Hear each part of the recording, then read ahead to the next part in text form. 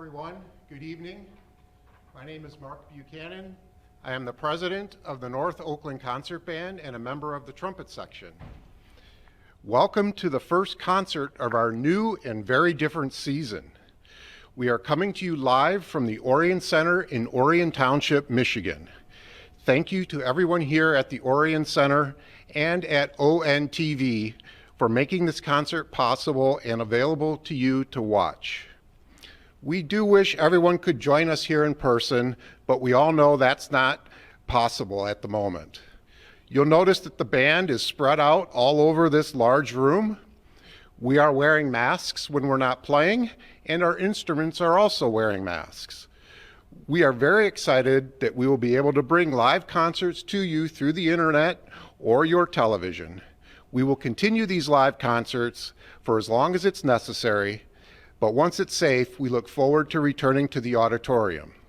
For the latest information on our future concerts and our schedule, please check our website, www.nocb.org. As always, thank you for your generous donations in the past. Just like this concert, we still have expenses and we need to and hope for your continued support. Just like this concert, our donation basket is also virtual and easily accessible from our website. Just go to the homepage and click at the top on the donate button. Or if you prefer to send a check, our address is on the Contact Us page. Well, let's get the concert started. So what's more inspiring than a great march or a great movie? How about a great musical? A new generation of musicals has hit the Broadway stage.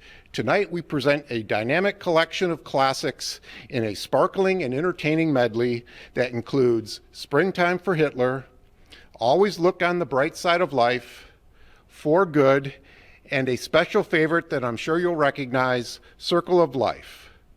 So now please welcome our conductor, Annette Klein.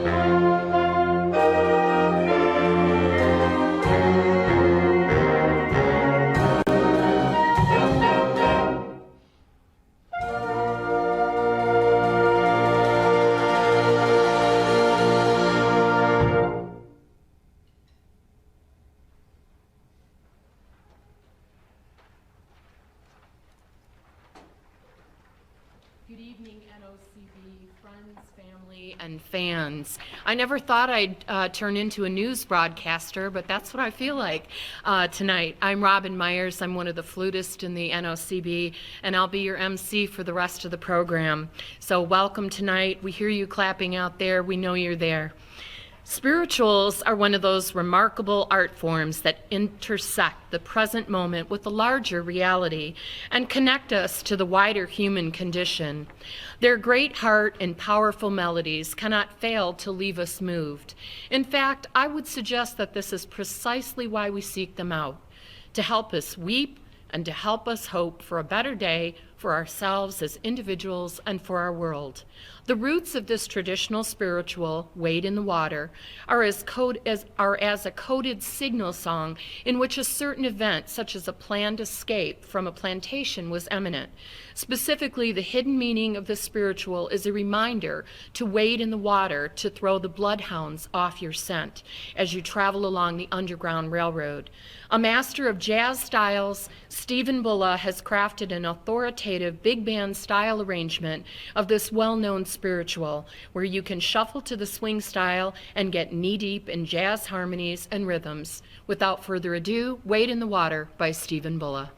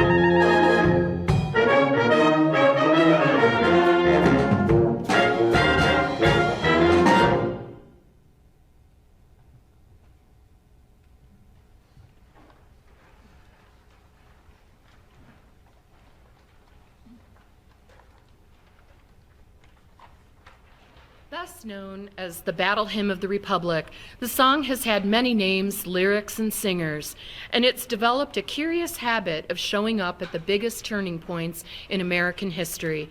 Perhaps the secret to its success is that it's a political chameleon, having been roared out by racist and anti-war protesters alike, and often flipping allegiances on a dime. Early in the American Civil War, this tune was used to create the Union Army marching song, John Brown's Body, which begins with the lyrics, John Brown's body lies a moldering in the grave, but his soul goes marching on. The tune has been both conservative, played at the funerals of Ronald Reagan and Winston Churchill, and radical, bringing the workers' movement to life with Solidarity Forever. The song has had millions whistling its tune for generations, and whether its words of the moment speak truth or lies, Battle Hymn of the Republic has done more than its fair share of narrating American history.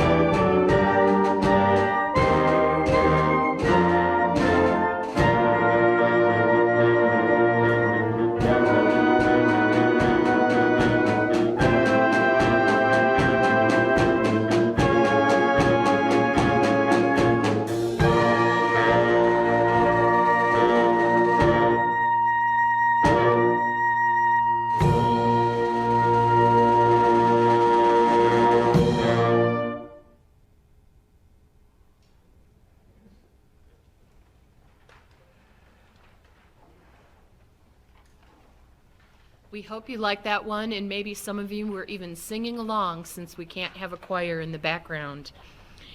Dixieland music, or New Orleans jazz, sometimes referred to as hot jazz or early jazz, is a style of jazz music which developed in New Orleans at the start of the 20th century and was spread to Chicago and New York City by New Orleans Band in the 1910s. Well-known jazz standard songs from the Dixieland era, such as Basin Street Blues and When the Saints Go Marching In, are known even to non-jazz fans.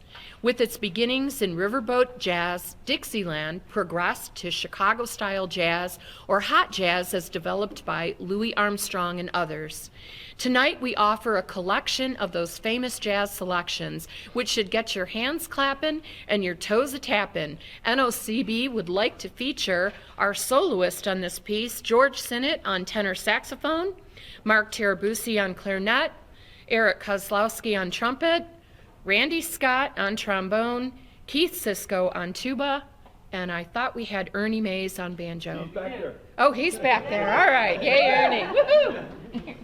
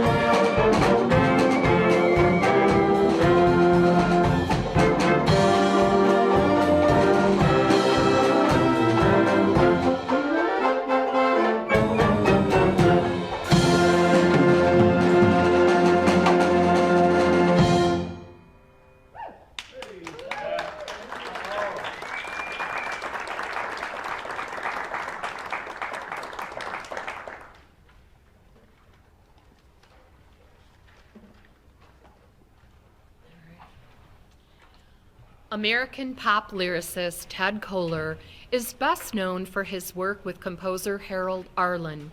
The songwriting duo was most active in the 1930s, coming up with hits like our next piece, Stormy Weather, composed in 1933. Koehler was born in Washington, D.C. in 1894 and studied in New York and Newark. He quit a photo engraving job to work as a theater pianist and ultimately pioneered song hit exploitation in key movie theaters of the silent era. He wrote for vaudeville and Broadway productions and produced nightclub floor shows. His collaboration with Arlen began in the late 20s, and the two wrote for Broadway movies and the Cotton Club revues.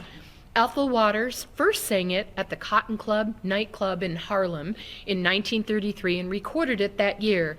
It has since been performed by artists as diverse as Frank Sinatra, Clota Rogers, Billie Holiday, and most famously by Lena Horne for her Hollywood debut. Billie Holiday recorded a version of the song on July 27, 1952, and in New York, and it has since been included on many anthologies. Without further ado, Stormy Weather by Ted Koehler.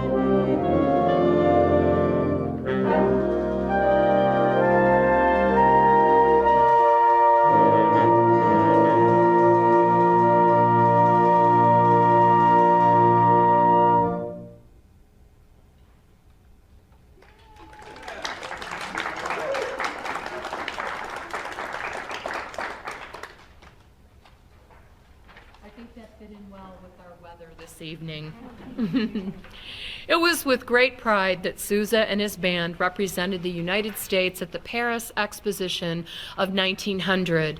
This was the first overseas tour of the band, and it was received throughout Europe with enthusiasm.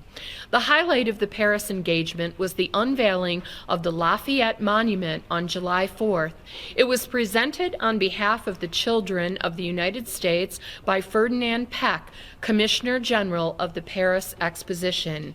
The monument portrayed Lafayette on horseback offering his sword to the American cause in the Revolutionary War and was draped with the huge American flag. At the unveiling, the Sousa Band gave the first performance of the march, composed specifically for that moment, Hail to the Spirit of Liberty. The band displayed the finest American musicianship Europe had seen and helped dispel the notion that the United States was an artistic void. So without further ado, Hail to the Spirit of Liberty by John Philip Sousa.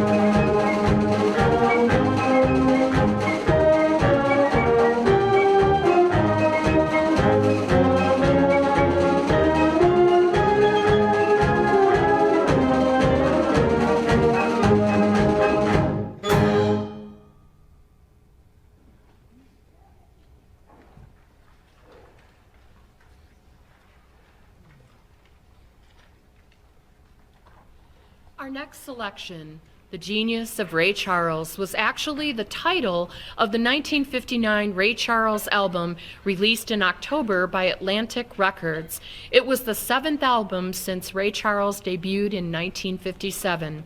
The Genius of Ray Charles sold fewer than 500,000 copies and was charted at number 17 on the Billboard 200. Regardless, Ray Charles' unique style and passion for music is forever etched in our country's cultural fabric. Here is a masterful blend of his unforgettable hits, Georgia on My Mind, I Can't Stop Loving You, What'd I Say, Hallelujah, I Love Her So, and Let the Good Times Roll.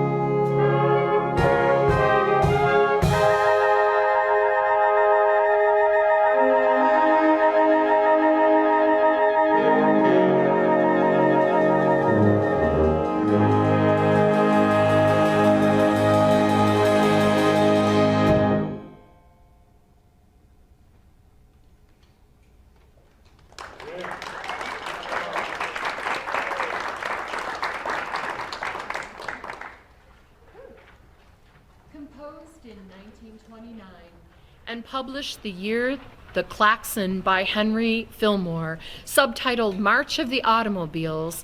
It was written for the Cincinnati Automobile Show, which began at the Music Hall in January 1930. Its title was in reference to the name for a loud horn added as an accessory to 1920s automobiles.